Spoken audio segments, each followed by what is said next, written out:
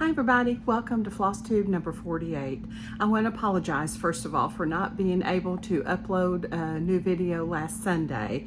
Like I talked about last week, we purchased some land and just listed our home for sale this last weekend and have already had several people want to come and look at it. So that's a good sign.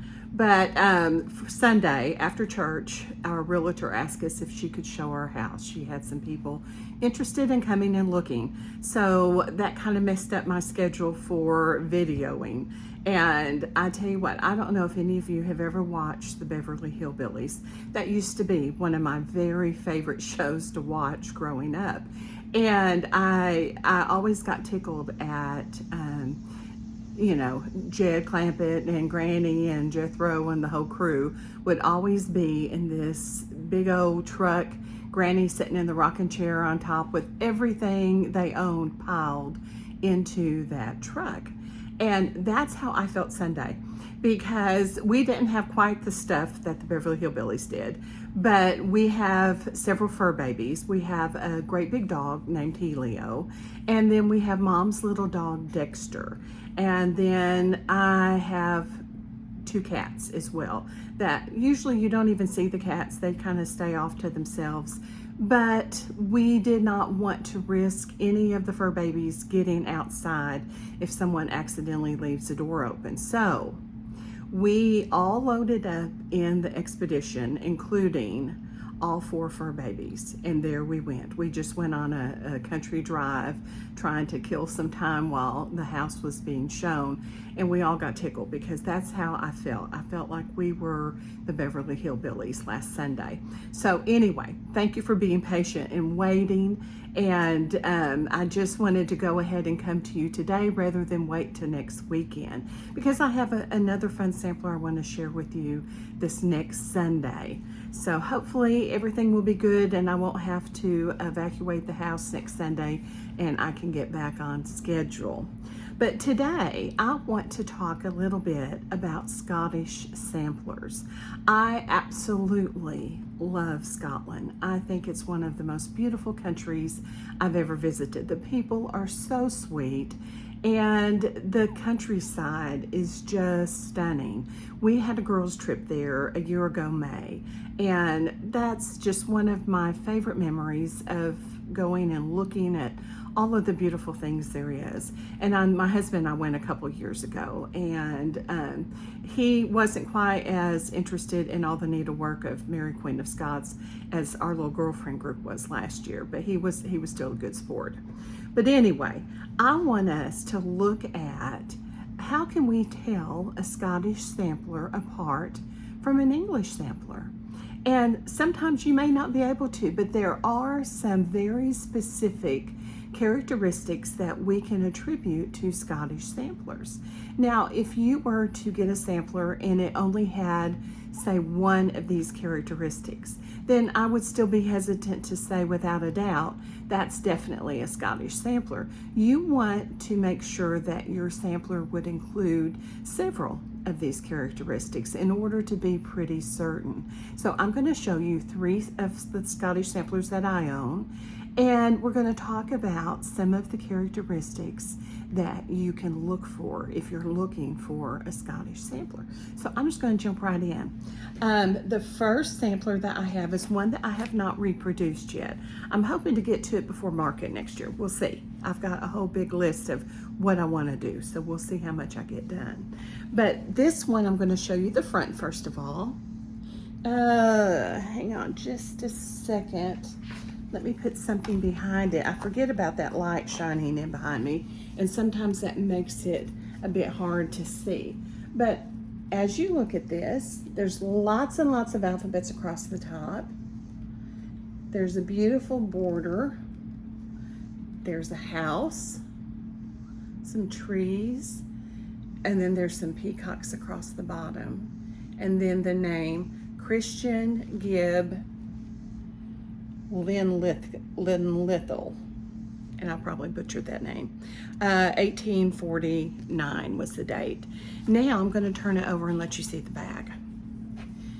And as you can see, The back is quite a bit brighter than what we saw on the front.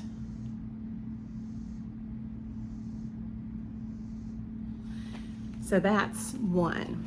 I'm going to show you all of them first, then we'll take them back one at a time and kind of talk about the different characteristics. This is one that I have already reproduced, and it's available from your local LNS in a hard copy form or PDF off of my website. This is typical red and green, alphabet across the top, some crowns, got some little people there in the middle, and then just a pretty border all the way around. Then the last one I want to show you, I'll show you the reproduction first, then I have the original out. So you've got the alphabet, a little band up at the top. And then this one, I love what it says. It says, Jessie Monroe sewed this, Bathgate, age 11, 1868. Now let me show you the original on that one, because it's kind of interesting. Last week, we talked about how samplers don't always look the same from the front to the back. And this is one that's the exact same way. When I purchased the sampler, this is what, let me get this book out again, make it a little easier to see maybe. This is what I saw. So I just liked the simple, it was kind of simple, the alphabet at the top. And I honestly think the part that really caught my eye, I just love, I could hear a little 11-year-old saying, I sewed this. And I think that's really, from this sampler, what caught my eye.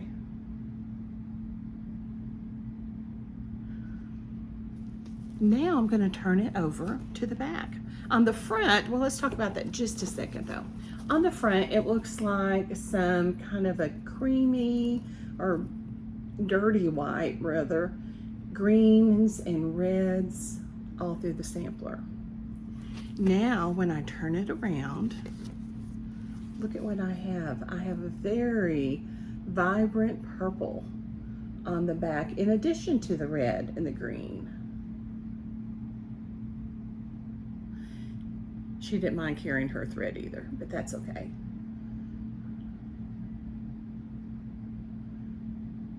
So that was kind of a surprise. I wasn't expecting that purple until I turned it around and looked at it. So that was kind of fun to find something unexpected.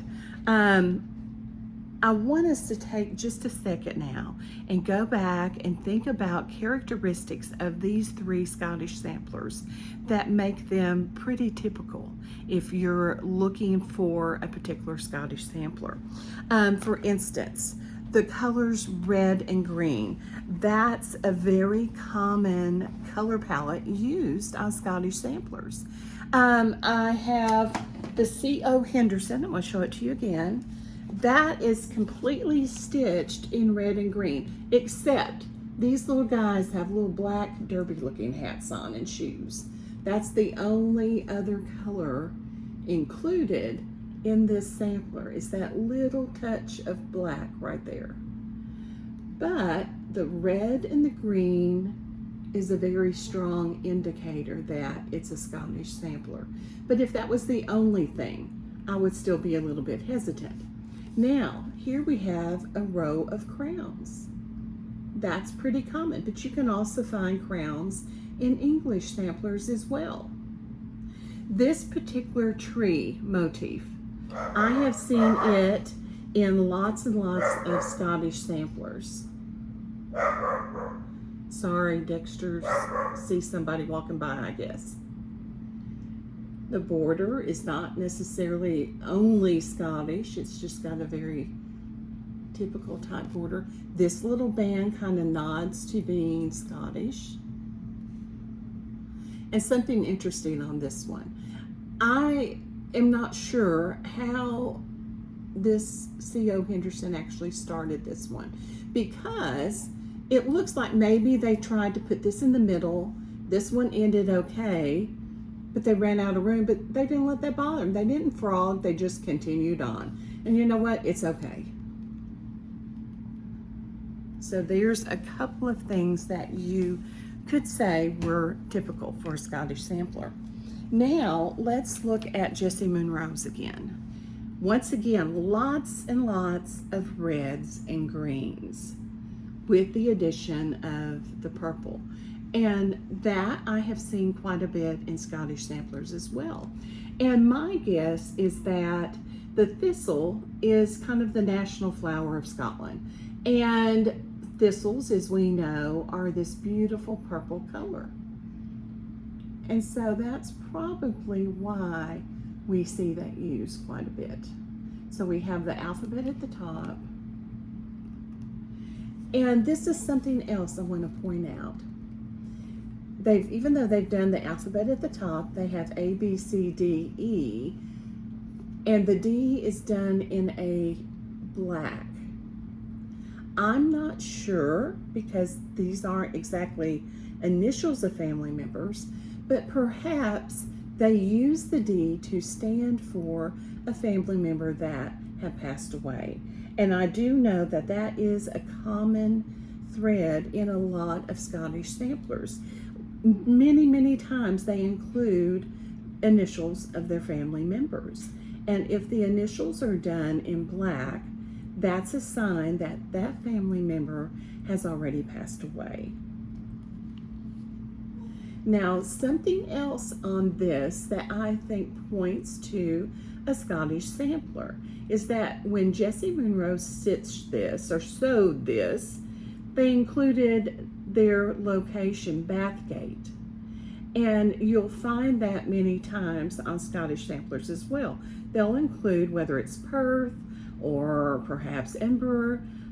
This one happened to be Bathgate, so lots of times a location would be used. So that's a couple other common characteristics. Now let's look at the one that I have not charted yet. See if I can get my little paper behind it. Lots of red and green used in this one as well. It has a house, which is pretty common. And you'll notice this same type tree is also used in this sampler. Then at the bottom, I want you to look at these two peacocks. That's a very strong indicator. Lots of times you'll find peacocks used on Scottish samplers. And here's something very interesting. The tail feathers will be fanned, and there's usually 7 tail feathers. So let's see if ours has that. 1, 2, 3, 4, 5, 6, 7. 7 tail feathers on this. So that's a very common characteristic as well.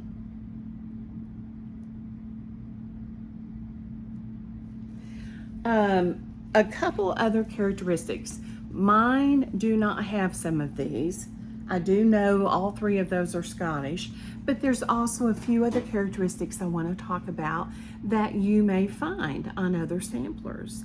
Handled urns, and lots of times the handled urns will have 5 flowers in them, and that is a common motif that you'll find. You'll find rabbits, dogs, although you can still see those on English samplers as well.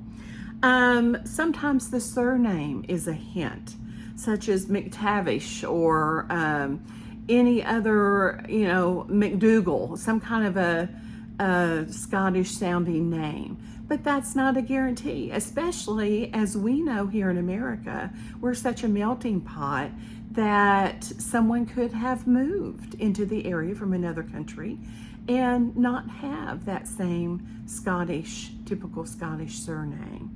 Lots of times you may see hearts and crowns, and that's a symbol of love. And in Scotland, they felt like that went back to a special type of brooch, that if you had someone that you loved, you might possibly give them this brooch as a symbol of your love. It could be a family member, it could be a sweetheart, and they would wear it as your symbol of love. And so I'm not sure that I'm going to pronounce this correctly, but it's Luckenbooth brooch. I apologize if I have my Scottish friends watching. I probably just butchered that. But here is one. And the M kind of is a nod to Mary, Queen of Scots. Has the crown, has the heart in the center. And so they feel that sometimes you'll see the hearts and crowns used in Scottish samplers, and it means the same. It's a symbol of love, much the same as the Look and Booth brooch would be. I'll kind of put that up where you can see it a little bit better maybe.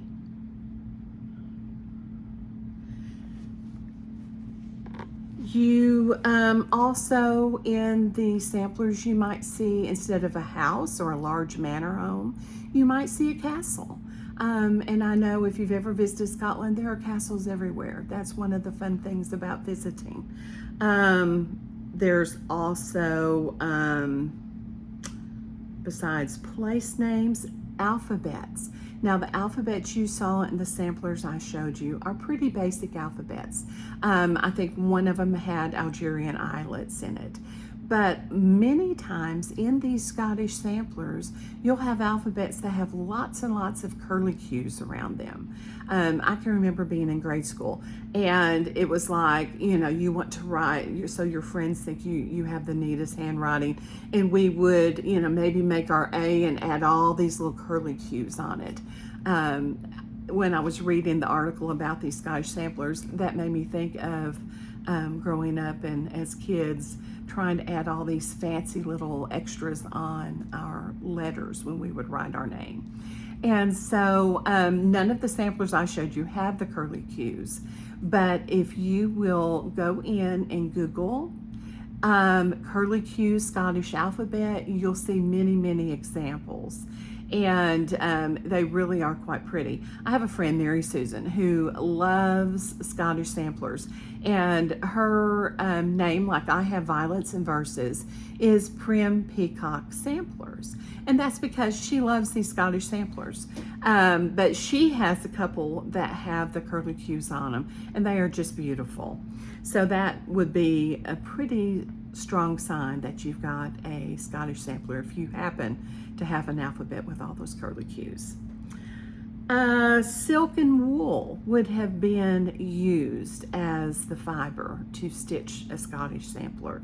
Lots of times they would have used the wool, but I have seen several samplers that have silk as well. So you can't just say, well, if it's in wool, it must be Scottish, because there are still several that are done in silk. I have a book, and I believe I have it right here, that I recommend if you have an interest in Scottish samplers or you just want to learn more. And this is a great book to get. It's available on Amazon, and I'll put the name and the author down below so you can find it on there if you'd like to order it.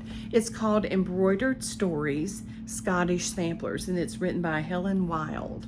And so this is what it looks like. And this whole book talks about Scottish samplers and shows many different examples. And this one I think is kind of interesting. If you see these little, looks like little trees, but they kind of look like berries on them. That looks a lot like the dividing band on the new sampler that I showed you that I haven't charted yet. And of course there's a grand manor house in it. Here is another example.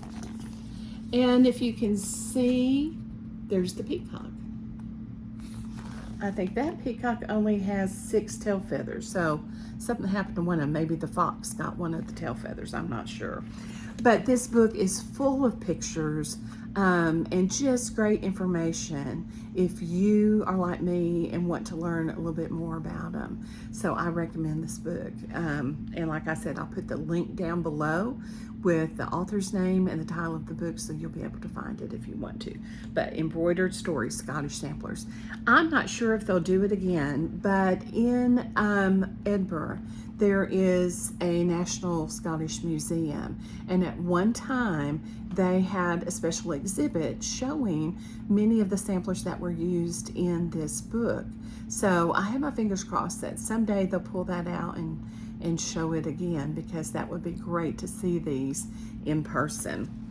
This week is a short week because I know I'm coming to middle of the week, and I've got to skedaddle here in a little bit. We've got to meet with the realtor again, so you guys be thinking about us. Selling a house is not for the weak of heart. It's just busy. So thank you for being patient. We will keep you posted on the progress of everything and how the house selling and building is going on.